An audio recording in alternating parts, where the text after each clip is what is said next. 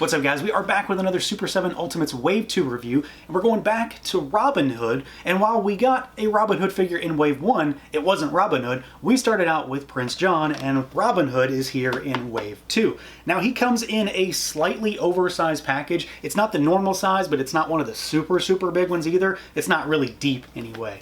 It is a little bit wider than usual.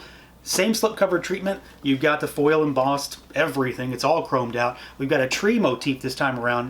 You know, arrows, him shooting the trees, and you've got arrows all over it as well, which I do really like. I love the foiled nature of these slipcovers. Pull that slipcover off, of course, and we've got our figure there in the big window. All of his accessories, and there is a ton of stuff in this package. He's got a tent motif, so you've got the green tent wrapping around the sides of the package, and then you've got the red and the blue banners, and the back of the package has a shot of Robin in sort of like a wanted poster setup almost, with a little bit of a bio. So let's do it. Let's pull him out and take a look. And here we go, out of the package, our Ultimates Robin Hood. So this guy's pretty interesting. I have, honestly, there's a lot to say about this particular figure because of how much stuff is in the package, along with the intentions of that stuff, if that makes any sense. Because we effectively have two figures here. We get standard Robin, but we get all the stuff to make him in the Stork disguise, which, I mean, there's no doubt about it. It's an entirely different kind of figure. So we're going to start with base Robin, which seems ridiculous to say, see what he can do, see how he moves around. Now, he's very familiar for Ultimates, but he's also different in a few ways. Some good, some, well, neutral, I guess. Not the biggest thing in the world, just some differences. We've got a head that's on a ball peg, of course. He can look down a little bit. He can't really look up too good. Like, that's about it. Kind of lists up a little bit. No bobble, full rotation, arms out at the shoulders.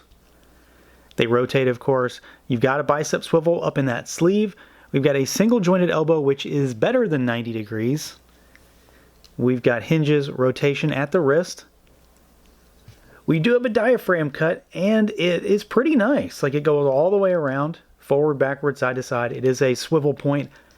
He's got a waist twist down here. Now, this is how the figure is used to make both versions. There's a swappable torso, basically. So this is just a peg specifically for that reason. Legs don't go out too far. They go out about that far. Not too good, not too bad. I mean, at least for this Robin. And then you can kick them forward a little bit, but they're mostly a swivel up there. You've got your single jointed knees. 90 degrees, basically. You've got some shimmy, some rotation there. And then we've got hinges and rotation down at the ankles, but there is not really any rocker unless you start sort of getting that peg oriented differently. You can make it sort of be like a pseudo rocker depending on how you've got the actual ball hinge facing. Otherwise, it's just sort of a standard hinge, but you can sort of trick it into allowing you to do that. Pretty good range on those ankles, too. So he's got some interesting stuff here. Oh, he's also got tail. Tail articulation, swivel, and you've got a hinge on there. He's pretty well articulated. I don't know that I really have too many gripes about him. The only thing that maybe could have used some improvement is range at those hips. Those are pretty limited, but I mean, better than 90 degrees on those elbows, and he's got solid knees. He's got really good feet, depending on how you play around with those ball hinges. And then he's got a working diaphragm joint. I'm really happy to see all the stuff that he can do. Now, visually, I'm really happy with this guy. There are a few little gripes I have, but for the most part, I think they nailed him. He's sized really well. We'll do some comparisons. He's not huge, of course, which makes perfect sense, but he's not small either. He's definitely got a very unique shape. He's got a really, long, slender torso, and then he's got long arms, and he's got short legs, so he is a little bit of his own thing here. We've got the big bushy tail. I do wish this was a little bit more robust. It definitely is hollow, and something about it seems to be, it seems to be off to me. Something about the actual way it looks thin, if that makes any sense, like the plastic almost.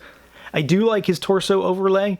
The greens look good, very, foresty green. I am happy with that. Of course, they match the little booties down here really, really well. So nice, consistent green throughout the figure.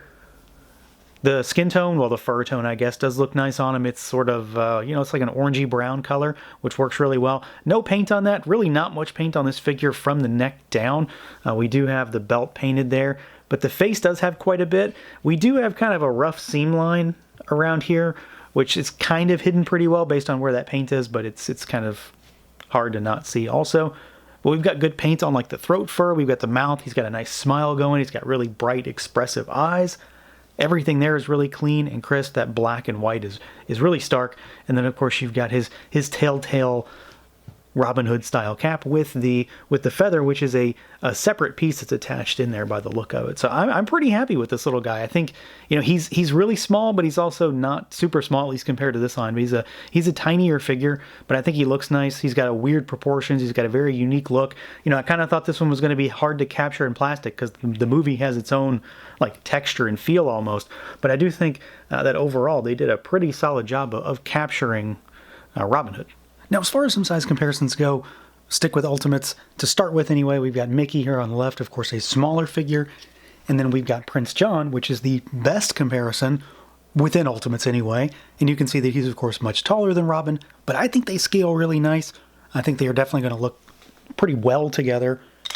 Let's move him aside. Here's a Hasbro figure. So here's a classified series Cobra Trooper. Give you an idea of what he looks like next to a normal 112 Hasbro. And let's move Mickey aside, and here is something a little bit different. There's a Figuarts Dragon Ball. There's Gohan. And then let's do one more 7-inch style figure that is actually, you know, normal 7-inch, not just scale. This thing's about 7 inches tall. There is a Mythic Legions figure, just for comparison, kind of a baseline. So I think he's going to look pretty good. He seems to fit okay with some 112 stuff, but he's definitely going to scale really, really nicely with anything in the 7-inch arena. Now, as far as accessories goes, there's a lot in this package. There is just a lot of stuff. There's no way around it. It's, however, sort of a two-sided thing. So there is the stuff that goes with Robin himself, and then there's a lot of accessories that make up that Stork disguise. So we're going to talk about him pre-disguise right now. And to start with, we do get an extra head sculpt, and I really like this head. It's very expressive. I would almost go as far as to say that I prefer this one to the standard, you know, smiling head sculpt. My only real caveat for this one is that I don't have anything to like set this scene. You know, I don't have any other Robin Hood style archers that are going to be shooting an arrow through his hat. So it's really specific, but it does look really good. I really like his sort of, you know, surprised expression there. He looks pretty fantastic. I'm very, very happy with this head sculpt. We do get some extra hands, and he's got gripping hands on him in the box. I will say that these gripping hands are honestly kind of useless. They don't exactly grip much of anything, at least that he comes with. We get some actual archery hands though. So this is a left hand that is meant to grip the bow. This is a right hand that is meant to actually hold a loose arrow. So the finger here is split, so you can actually slide the feather in there.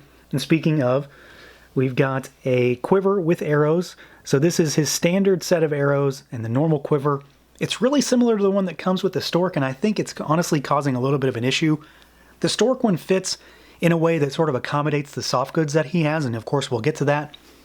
But Robin's almost seems a little bit too big. If you don't have it on him in just the right way, it's just going to flop all over him. He does come with, of course, a single arrow. So this is the one that, like I mentioned, you'll use with the right hand, and you'll sort of just slide that in there, and you can have him hold that, and it does work really, really well. And I generally don't like bow and arrow figures for this exact reason. It's oftentimes hard to get them to hold the arrow, but they work this out really nicely. And if he has an arrow, of course, he needs the bow. So he's got his standard bow here, and it does have a strung little cord on it. It's, you know, obviously a little elastic, and he can hold this really well. I've had no issues with him being able to pose with this bow and arrow. So I'm really happy with that. Again, generally don't like these kind of figures because it's just cumbersome to me, but this has worked out really, really well. It's really plain, but that fits, you know, the character. And then the last thing we get, which I suppose we could talk about with the Stork also, but we get the golden arrow that sits on the pillow, you know, from the tournament. So this thing looks really good. It's heavily painted. Love the metallic on that. But he comes with a lot of stuff. I mean, even if you didn't have the Stork getup to talk about here in a second, he would still be a rather well-rounded figure, but there is just as much stuff, if not more, to talk about once you dress this guy up. And here he is, our spindle-legged Stork from Devonshire, the Robin Hood in disguise as the Stork for the archery tournament. And this is a really weird thing. So you have to disassemble Robin. You know, here's Here's his original legs and crotch. And then you put him back together with some new parts. So we've got the same torso that we had on him previously, same arms, but he's got new hands, he's got a new waist and legs, and he's got the stilts, and we've got the stork head, and of course we've got soft goods here. So there is a lot extra. I mean, this is an entirely separate figure. If we had only gotten an extra torso in this box, you'd be able to make 2 complete figures, which in hindsight, I kind of wish they had done that, because I kind of think this is the better looking figure. Like, this looks like he jumped right out of the movie, and I might go so far as to say that this is the best looking thing in Disney Ultimates right now. It's pretty tremendous just how good this looks in comparison to like everything else. I think they really killed it. However, there's always a but, right? However, he is very, very frustrating to actually make work. So what we've got here, let's sort of start, we've got new arms. Well, new hands, really. I thought they were arms, and you just take the arms off. But you take Robin's hands off, and you pop these new hands on. And we'll get to what he comes with, but this is as far as construction goes. And then you take the legs off, and like I said when we talked about articulation, he just has a waist swivel, so he's really easy to pop apart. He's meant to be taken apart. You've got a new waist and a new set of legs, and he's always permanently crouched, because this is what he looks like in the movie.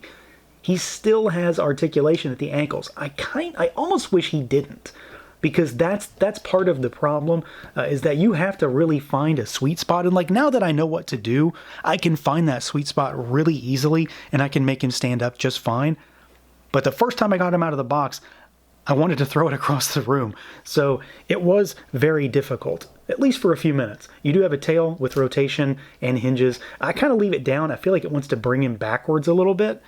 But one of the other issues is that he's on these big stilts. That's part of the thing, right? It's Robin crouching on these stilts in this disguise. There's no articulation at the actual foot. And, there really only could be swivel down there, so it's probably not that useful anyway. And honestly, one more joint probably would have made things worse, right? So he doesn't have anything at the actual feet there. But some of his articulation does sort of cause an issue with how he moves. I do think, however, that it's pretty ingenious of what they did to make this guy work, and ultimately the soft goods and this head sculpt absolutely make this version, because the head looks tremendous. I mean, it looks just like the film. I think it's great. There's tons of paint on there too, and this is another instance of fully painted faces really make a difference, and this is an example of that. That the hat is a nice shade of purple. You've got the flower, you've got the beak, you've got a fully painted face up there as well. You've got the painted scarf, you've got the painted mouth on the inside too. You can see the tongue in there. So there's just a lot of stuff to like about the way he looks, but functionally he's kind of difficult. The soft goods are tremendous, though. I think they look great. It's normal Ultimate stuff. There is no wire on this. It's just supposed to be a big, billowy, oversized shirt, which obviously works really, really well. We do get a handful of accessories for this guy, too. If anything, he has more accessories, well, about as many accessories, more really depending on what you call an accessory here, than the regular Robin. It's actually pretty crazy. So he has all of this stuff that makes him what he is, but then he has all the same stuff that Robin has too, and more hands. So you get a quiver of arrows, and like I mentioned, his actually fits him a little bit better, and I think it's all designed to really fit over top of these soft goods, and it just sort of, it's really tight on him in a good way. Like, it's not going anywhere, and you can see he's got his just sort of like tree branch arrows. Now, of course, we do get the bow that goes along with it. It's a larger bow, but it's done up with the actual, the leaves and the tree branch kind of thing. And you get an individual one. He gets hands to hold the bow and the arrow just like Robin did. So he's got the arrow hand on him here. This is the bow hand. So you can see it's curved and it holds just fine. I'll have pictures that show him holding this. We've got gripping hands in the box also. And you've got sort of style pose, like, I don't know, flapping hands, like slapping hands, have him slap Prince John in the head or whatever. But he looks tremendous. I'm really, really happy. When I first got him out and sort of assembled initially, I was really concerned that this thing was going to be a big, big floppy mess. And it is frustrating. Don't get me wrong. There is a lot to sort of work with here because of what it is. It's an action figure permanently crouched down, standing on stilts. It's going to be a problem no matter what. But it does look tremendous. And I don't know, I want another one already just to be able to make the second version. I want to have both of these on the shelf because, like I said, I think this is probably the better looking version of the two. So yeah, overall, I am really happy with Robin Hood. I know he has issues, and I've kind of touched on, I think, every one of them, really. He's not a perfect figure, but when I take a step back, I'm pretty happy with the way this guy has turned out. The base figure is more articulated in some ways than most Ultimates. He has a little bit of greater range of motion. I think he looks tremendous. He comes with a decent, not oversized array of accessories for that particular version. But where this figure is really next level in the confines of this line is the fact that you can make two distinct versions of this character that are wildly different. It's not that it's just an alternate head, it's an entirely different look. You recreate the figure with new parts. He is unstable, he is going to have a learning curve when you get him out of the box and you transform him for the first time, but that Stork disguise is where it's at here. I don't know if he's going to be able to be permanently displayed on my shelf without me worrying about him, but I think I'm going to try because I really like it. The soft goods are great. All of the extra parts are really cool. He's really goofy looking, and that head is just tremendous. So that's going to do it for this look at the Super 7 Ultimates Disney Wave 2 Robin Hood. Let me know what you guys think.